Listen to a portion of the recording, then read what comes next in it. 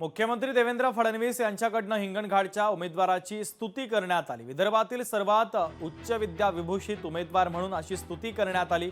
Hinganghat model तयार करण्याचं मुख्यमंत्र्यांनी आवाहन केलं। हिंगणघाट मॉडेलसाठी आवश्यक ती मदत करण्याची फडणवीसांनी हमी दिलेली आहे।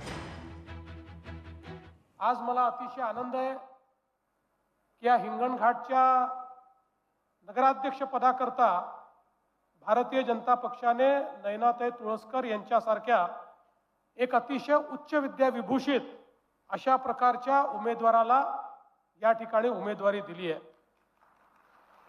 त्या MSc गोल्ड मेडलिस्ट आहेत, नेट सेट उत्तीर्ण आहेत आणि सगळ्यात महत्त्वाचं घनकचरा व्यवस्थापनामध्ये त्यांचं डॉक्टरेट आहे आणि 6 पेटंट त्यांच्या नावाने आहे।